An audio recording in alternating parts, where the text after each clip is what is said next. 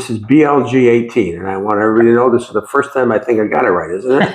I think so. I'm Jay, and that's Paul over there, and this is the first time I think I did it where it didn't end up in bloopers. It didn't end up in bloopers. Yeah. And by the way, I still haven't seen one with your bloopers in it. Do you have any, or is it just me with the bloopers?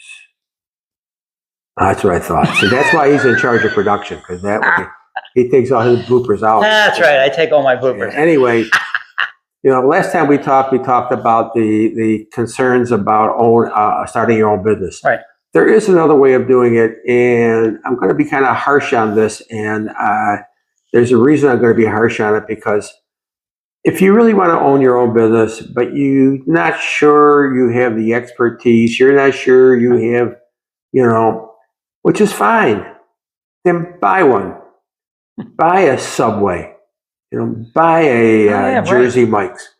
Buy any of those things, because when you own those, now you won't get rich, but you'll have a secure job. And what I mean by that is everything you are told to do, you do. You are told what to do, when to do it, what to sell, what not to sell, what the specials are. Even your own accounting practices you have, and you buy everything from them, so you know what your costs are, and it's really a no-brainer. You just have to show up, and you end up working it yourself. But if you just got laid off or you just got fired, this might be a good option for you, especially if you don't have the entrepreneurial spirit of running your own. Now, I'll tell you a quick story on that. I knew a guy who used to sell down in Manhattan, and he had 3 high-end restaurants. And I said, "Are your boys going to come in and do this?" He said, "No." He says, They can't run this. This is too complicated. I said, "What are you going to do with them?" "Well, I set them up a franchise. They're running Burger Kings." I said, "What?"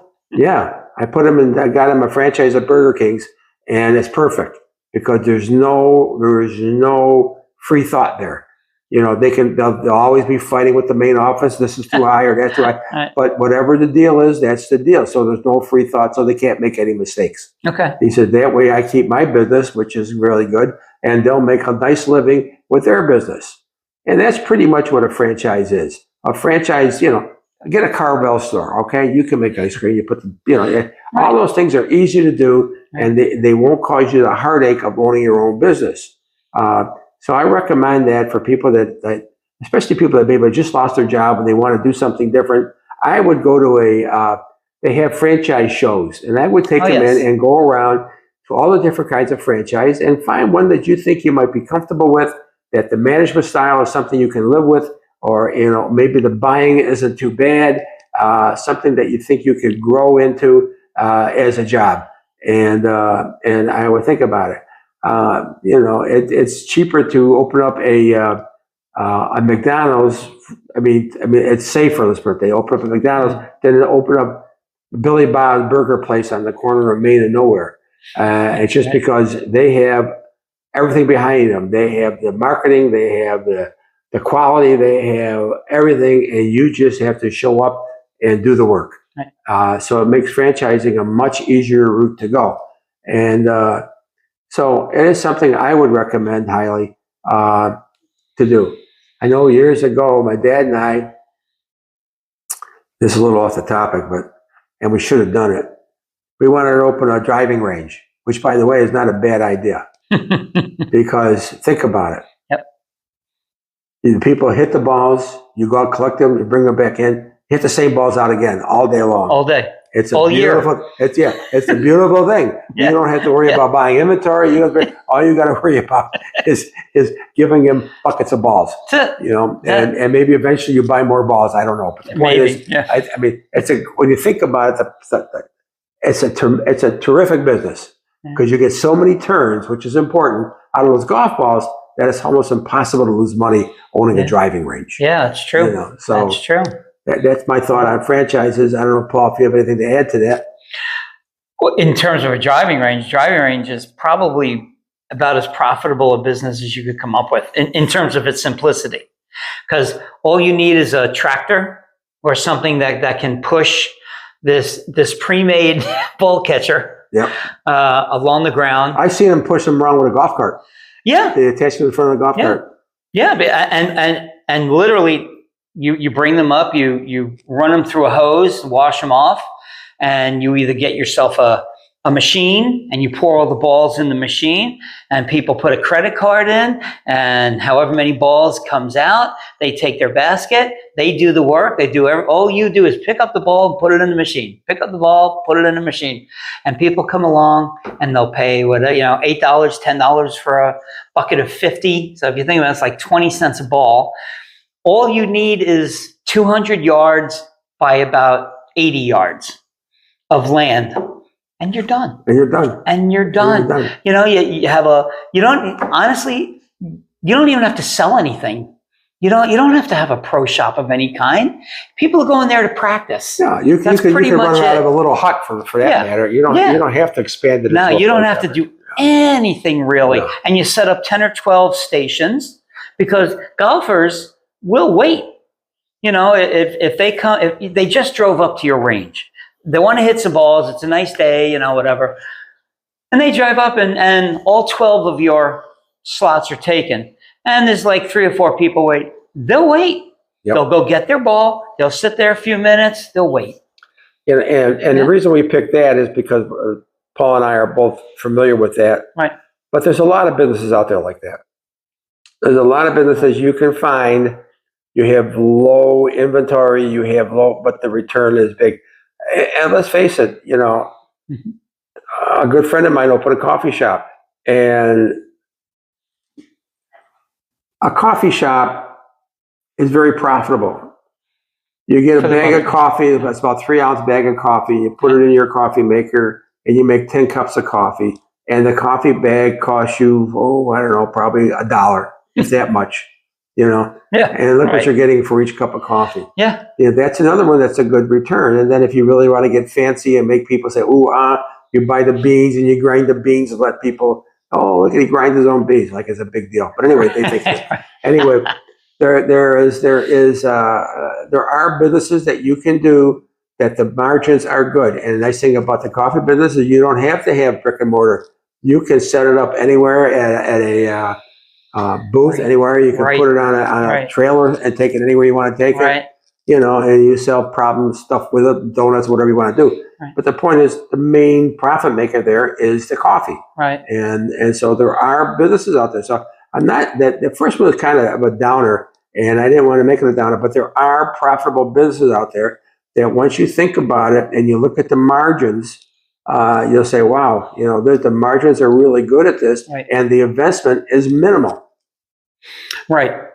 Yeah, and you're right. Something like coffee, you could go to a farmer's market.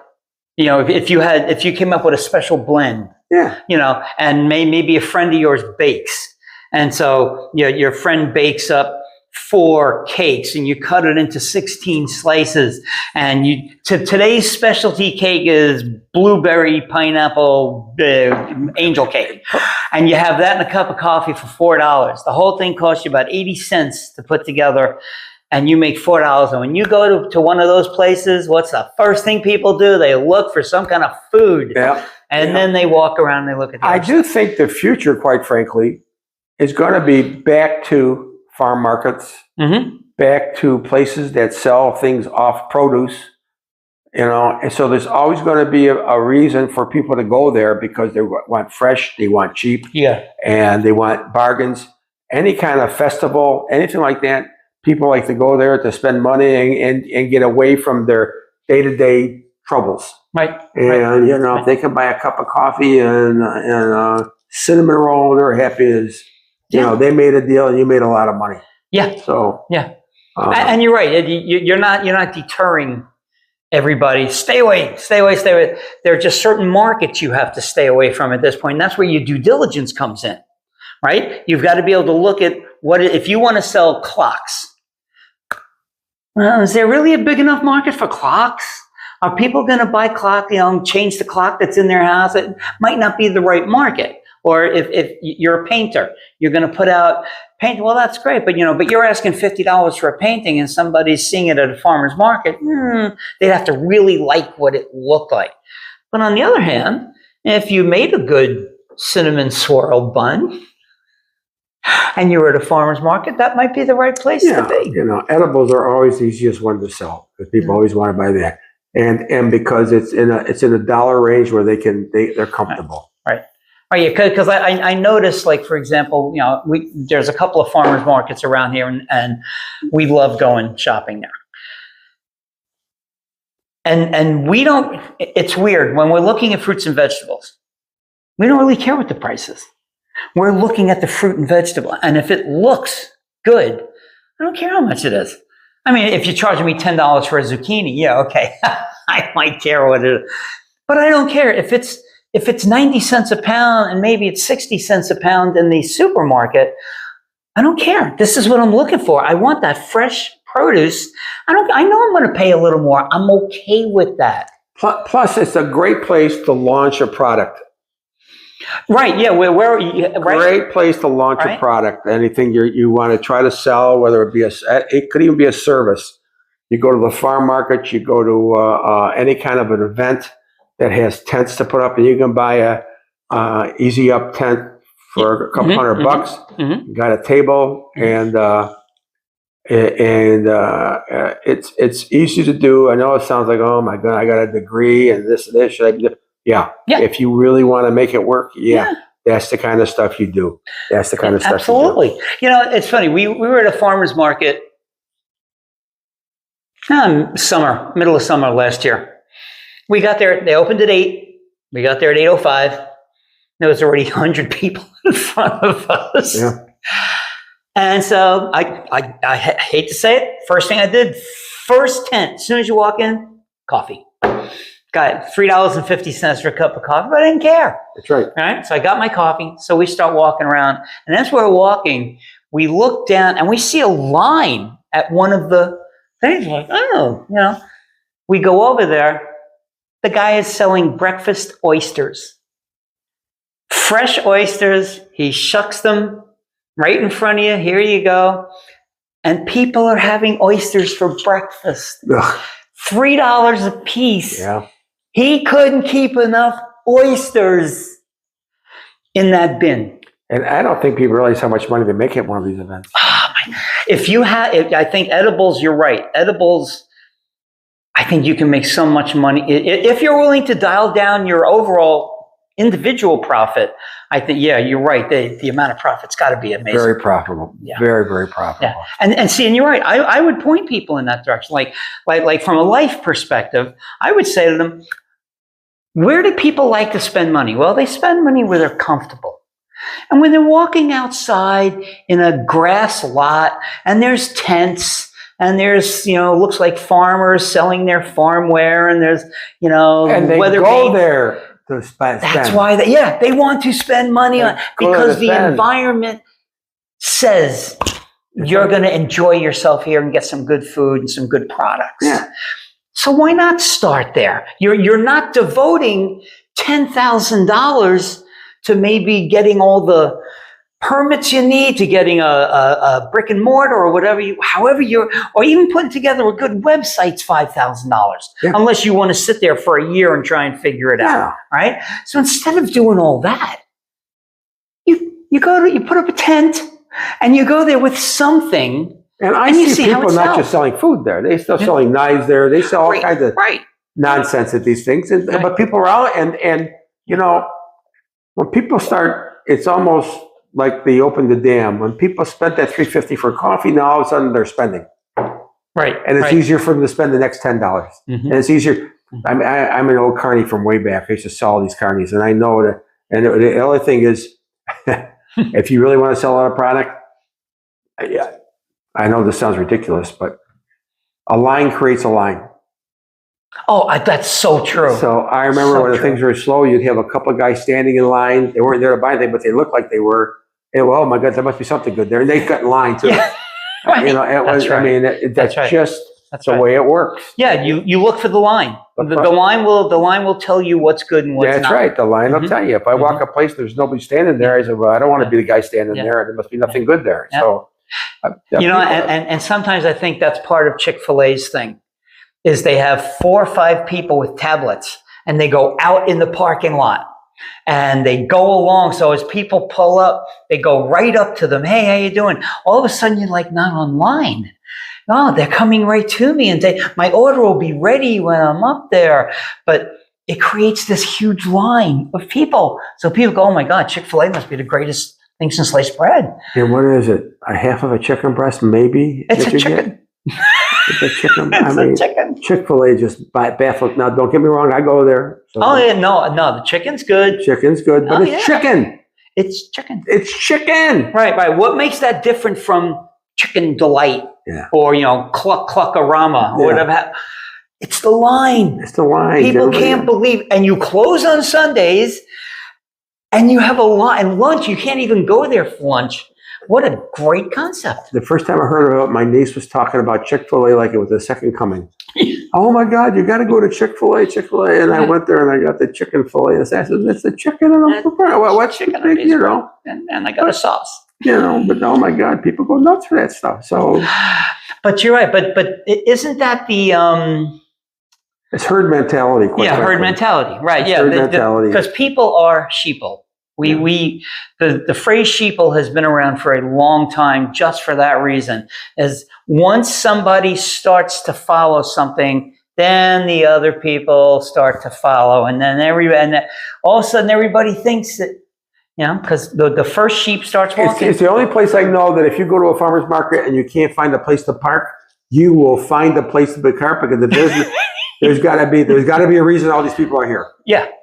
And I have to go and I have to go buy something. I know I'm going to find something. I will find something. So Mhm. I know we're overplaying the farmers markets, but it's the truth. And I'm thinking with today's world and with today's economy, Right. it may be boiling down to the basics again and what you build off of to start up again to get Yeah. back to where we used to be. Yeah. But I think that's where you have to be. So Right. don't shy away from things like that. Don't shy Yeah. away from franchises if you don't. Right. If you're Right. not comfortable with running your own business, but you want to have a business, and I suggest, like I say, a Subway or a Carvel ice cream or Yeah. even a Dairy Queen, something like that. Right. I'm talking about things like a Burger King. The kind of money they get for franchises are ridiculous. You don't need to Yeah, spend that kind of sometimes. money. Yeah. But don't think Yeah. you're going to get rich. It will be a Right. secure job for you where you will Right. make a nice Right. income. Well, now you. And is that what you're looking for? It probably is since you lost your job. Sure it is. But I find it funny that there are people who think that running their own business is not a job. It's the hardest job you can have. You're 24 hours a day, 7 days a week with no Yeah. vacation. But when I You heard know? somebody say, well, I'm going to have to hire, as soon as I think get up running, I got to hire people. No, you don't. No. What do you mean? I looked right at him and said, well, then you're not going to be successful. Yeah. You're going to have to live there. Yeah, you have to live there. You have to live there. You really got to be 24/7 there, and you can't keep up before you hire somebody. Yeah, that's right. It's unbelievable, right? If you hire somebody at $15 an hour, think about it. That means you got to add an additional almost $100 an hour. Right, because you don't realize that not only are you paying them $15 an hour, you got to pay certain insurances for them. There are overheads, there are licensings, there's all Product costs everything. So it really isn't $15 an hour. No. And people get caught up. Well, I need somebody to help manage this. No, you don't. No, you don't. No, you don't. No, if you're not sure, you should take a class. Yeah, if you can't manage it yourself and you can't raise your price, and that's the other problem people make. Well, if I'm going to run it myself, I don't have to charge that much. Mistake. You always price it so that if you do hire somebody, it's already baked into your cost. Yeah. And your pricing. And besides, you want overhead. You need some overhead profit because you don't know what's going to happen. No. Some car comes slamming into your parking lot, and you've got to replace $30,000 worth of benches or whatever it is that they plowed through. Yeah. Well, and that's the other ugly thing you have to buy is insurance. Yeah. Product insurance. Yeah. Liability insurance. Oh God, can you imagine? Remember when the woman at McDonald's, right? And the person and she takes the coffee and puts it up here and takes off and she sues McDonald's because she's an idiot? Yeah. Sorry if you're the idiot watching, you're an idiot. But that's what happens. So, and all those things are the little tiny behind the scenes costs that if you don't enter those into your business plan, right, you're going to end up selling something for $1 that you should be getting $1.50 for. Right. So you'll end up making $1,000, losing $500. Yep. And that's what happens. Yeah. And quite frankly, if And you're you won't know why. no, you won't, because you don't see it. That's right. Much like if a customer sees you're selling coffee for $1 and everybody else is selling it for $1.50, oh, that must be water. That must be watered down coffee, because there's no way you can sell it. That's how they're going to think. They're not going to go, oh my God, what a bargain. They're going to wonder why you're selling it for $1 and they're all selling it for $1.50. And if he's selling it for $1, I guarantee you he won't be here next year. Oh, absolutely. He can't survive.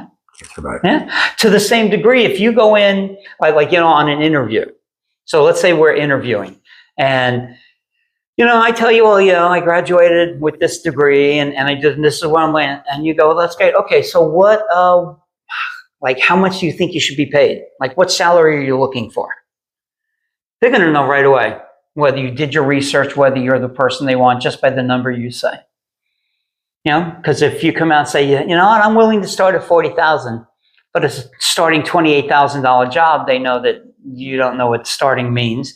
And on the other hand, if you say, $30,000 is good, but the position goes for $65,000, then they know you have no idea and you're not qualified. Yeah. It's always a trouble when they ask you how much you want. That's always a difficult question. But right now, I'm afraid people are not going to get the opportunity to interview for a job. Yeah. No, the way, because when government starts cutting, that directly affects big business, which then directly affects small business, which then directly affects the consumer. I went to my favorite restaurant, Taco Bell, and I know you give me a hard time about that. I don't know why in my restaurant, there's nothing in there that's good for you. Absolutely nothing. But it's a great franchise. Yeah, and they got rid of there's no more cash register. No more taking the order. I saw that. Yeah, you have to use the kiosk, so you can't. That's it. They won't take your order at the. And why? Look what they're saving.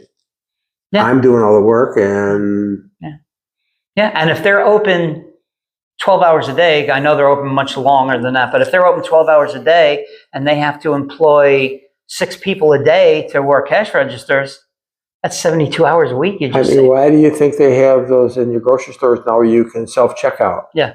They're not doing you a favor. No. They're doing them a favor. Yeah. Oh. Where's the cost savings passed on to you? Well, I get to find out what it feels like to work in a supermarket. You know what I mean? That just adds to their profit. That's all it's designed to do. You drive up, you pull the cart, you walk around the store, you get all your stuff, then you come and you swipe all of it, and then you put the credit card in and then you walk out. They're literally doing this. Yep. And it's unfortunate that that's the way it is today, but that's because they can't afford to pay people, or they don't want to pay people, right, because they don't want to make their margins go down, right? Because that'll make the stockholders unhappy. So that's why they do what they're doing. Yeah. And you're going to see more and more automation. And every time they automate something, the one that really bugs me is Aldi's. They put, you have to pay $0.25 to get a grocery cart. Oh. The reason they do it is so you bring back the grocery cart. Right. And they don't have to have somebody go out there and get the grocery cart. Right, right. I almost decided to keep the $0.25 in there, leave the grocery cart out by the cart. Yeah, so when the kid puts it in, he can have the $0.25. But you're right. But those are the But every time they do that, they eliminate jobs, which means young people don't get a start in the workplace. Right. And older people that need extra income don't have it. Right. Yeah, you've cut out the two ends. Yeah. You've cut out the kid coming out of high school. He's got nowhere to go. The retiree now has nowhere to go.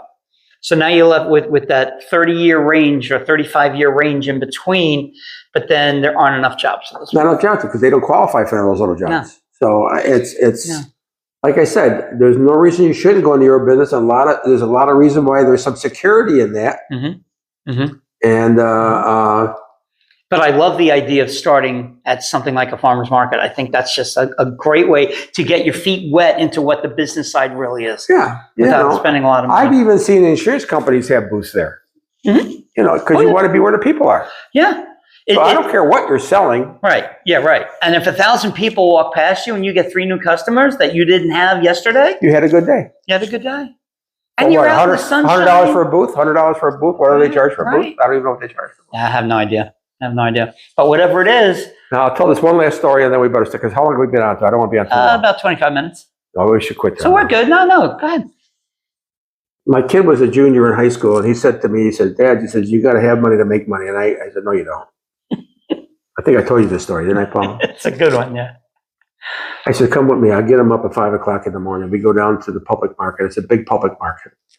I says, all we need is bring a scale, a table, and that's all we'll need, and maybe some change.